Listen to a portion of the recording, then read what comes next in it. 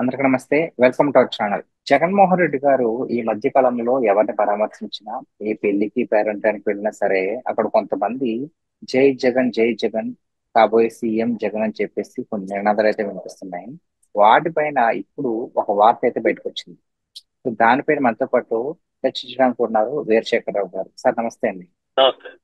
Sir ఈ మధ్యన జగన్మోహన్ రెడ్డి గారు ఎక్కడికి వెళ్ళినా సరే పోలీసులు నిబంధనలు పెట్టినా మీరు ఎంత మందితోనే వెళ్ళాలి అనే నిబంధనలు పెట్టినా వేలకు వేల మందిని పోగేసుకుని వెళ్ళి అక్కడ నానా రచ్చ చేస్తున్నారు. ఇప్పుడు వచ్చిన వార్త ఏంటంటే ఇదంతా పెయిడ్ ఆర్టిస్ట్ పెట్టుకుని వాళ్ళ కింద డబ్బులు తీసుకొచ్చి కావాలనే చేస్తున్నారు జగన్మోహన్ రెడ్డి గారు అంటున్నారు.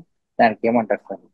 ఈ రాజకీయాల్లోకి వచ్చేసరికి ప్రజల యొక్క అభిప్రాయం లేకపోతే ప్రజల మద్దతు కూడగట్టడం కోసం రాజకీయ నాయకులు, ప్రస్తుతం ఉన్న రాజకీయ నాయకులు వివిధ రకాలైన ఇలాంటి కోణాల్లో వాళ్ళని ప్రభావితం చేసే పరిస్థితి కనిపిస్తానే ఉంది. ఆల్రెడీ మనం అంతకుముందు ఎన్నికల్లో కూడా చూసాం. కానీ ఎన్ని చూసినా కూడా 153 సీట్ల నుంచి 11 సీట్లకు పడిపోయి ప్రజల యొక్క మద్దతును కూడగట్టలేక, ప్రజల యొక్క సానుభూతి పొందలేక, వాళ్ళ యొక్క మద్దతు పొందలేక పూర్తిగా 11 స్థానాలకు పడిపోయిన జగన్మోహన్ రెడ్డి గారికి ఒక్కసారిగా ఏ పర్యటనకి బయలుదేరినా ఏం చేసినా ఆయన ఏం చేశాడని ఈ 4 నెలల్లో లేదా ఈ సంవత్సరంలో సంవత్సరన్నర కాలంలో ఆయన ఏ ఉద్యమం చేశారని లేకపోతే ప్రజల తరఫున ఏ విషయం కోసం పోరాడాడని చెప్పి ఇంతమంది వస్తారు అనేది కూడా ప్రజలు ఆలోచించాల్సింది.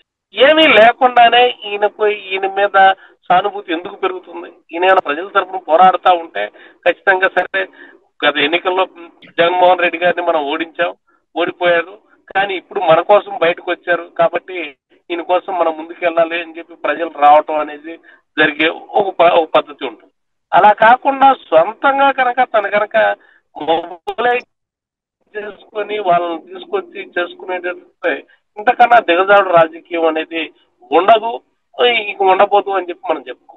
జగన్మోహన్ ఇంకొక రెడ్డి విషయం. గారు తనను తాను విశ్లేషించుకోవాలి.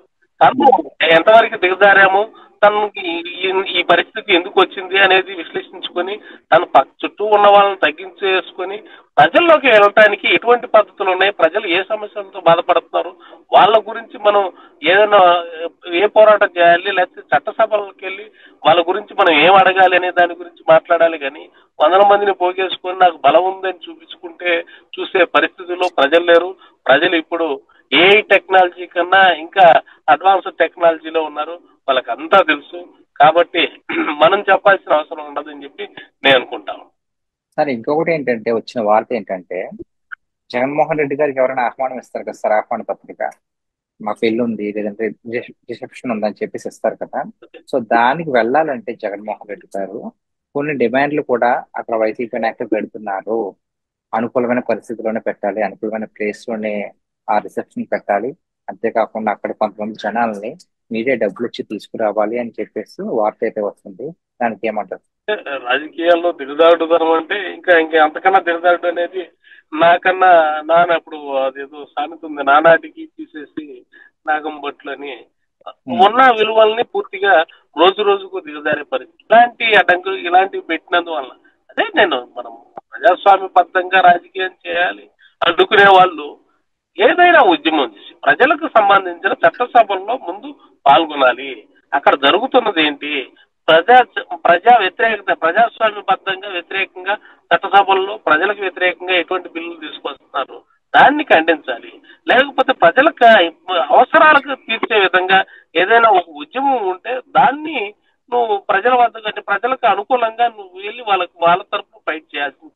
ఏదో ప్రైవేటు వ్యక్తులు చేసుకునే ఫంక్షన్లోను వీటిలోను లేకపోతే ఏ ఇష్యూ లేని చోట వెళ్ళి అక్కడికి వెళ్ళి తనకు ప్రజల మద్దతు ఉందని చెప్పి చూసే పరిస్థితులు కానీ దానివల్ల వచ్చే లాభం కానీ ఏమీ ఉండదు ఈ రాజకీయాల్లో అని చెప్పి ఆయన మరి జగన్మోహన్ రెడ్డి గారు తెలుసుకుంటారని చెప్పి అనుకుంటా ఉన్నాం.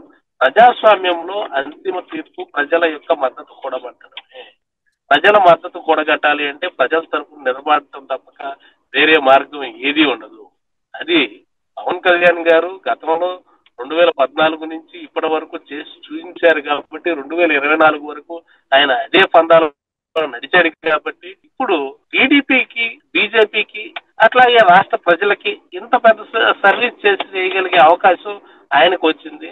ఆయన ఏమి సాధించకపోయినా, దాన్ని ఆయన ఏమి సంపాదించుకోకపోయినా ఇది ప్రజాభిమానం సంపాదించుకున్న నేతగా పవన్ కళ్యాణ్ గారు ఉన్నారని చెప్పి మనం చెప్పుకోవచ్చు. ఇలాంటి వాళ్ళని ఆదర్శంగా తీసుకుని జగన్మోహన్ రెడ్డి గారు ఎక్కడో ఎక్కడో దేశంలో లేకపోతే ఎక్కడ చరిత్రలో కాకుండా నీ ముందు ఎలా పవన్ కళ్యాణ్ గారు ఎలా డెవలప్ అయ్యారు, ప్రజల కోసం ఎలా నిలబడ్డాడు, అదే విధంగా నీకు కూడా నీకున్న దీని ప్రకారం ఈ రాష్ట్రంలో జరుగుతున్న ప్రజా వ్యతిరేక విధానాల మీద నువ్వు పోరాడు. ప్రజలకి ఇప్పుడు ఇంతకుముందు జగన్మోహన్ రెడ్డి గవర్నమెంట్, లోకేష్ బాబు గవర్నమెంట్ లాగా ఏదన్నా జరుగుతూ ఉంటే వాళ్ళు మాత్రం ఇట్లా సంపాదించుకున్నారు, మిగిలిన రాష్ట్ర ప్రజలందరికీ అన్యాయం జరుగుతుందనే దాని మీద నువ్వు ఫైట్ చేయి. అలా ఫైట్ చేసినప్పుడు మాత్రమే నీ వెనకాల ప్రజలు మద్దతుంటుంది. కానీ ఎవరో ఫంక్షన్లు చేసుకుంటే వాళ్ళకి నువ్వు డబ్బులు ఇచ్చి ఇక్కడ పెట్టండి, క్రౌడ్ ఫుల్ చేయండి అంటే చూసి ఇది నిజమే అనుకునే పరిస్థితి రాష్ట్ర ప్రజలు ఎవరికీ లేదు. ఎవరు దాని గురించి ఇది చేసే పరిస్థితి ఉండదు, తలుచుకునే వాళ్ళు కూడా ఉండరు. స్థానిక సంస్థల ఎన్నికల్లో స్థానిక నేతలు కూడా దీన్ని చూసి నవ్వుకునే పరిస్థితి ఉంటుంది. కానీ ఇది అవహేళన గురయ్యే పరిస్థితులే. కానీ దీనివల్ల ఇది సాధించినట్టు కాదనే విషయం జగన్మోహన్ రెడ్డి గారు తెలుసుకుంటారని చెప్పి నేను అనుకుంటాను. చూశారు కదండి, ఒక ప్రజానాయకుడు బయటకు వస్తే, ప్రజలు స్వచ్ఛందంగా బయటకు వస్తే గనక అతను నిజమైన నాయకుడు. లేదు, డబ్బులు ఇచ్చి బలవంతంగా తీసుకొస్తే దీనికంటే దిగజారుడు రాజకీయాలు ఇంకెక్కడ ఉండదని చెప్పేసి వీరశేఖరరావు గారు అయితే చెప్తున్నారు. మరి దీనిపైన మీ విలువైన అభిప్రాయాన్ని కామెంట్ రూపంలో తెలియజేయండి sir. Thank you so much. Thank you.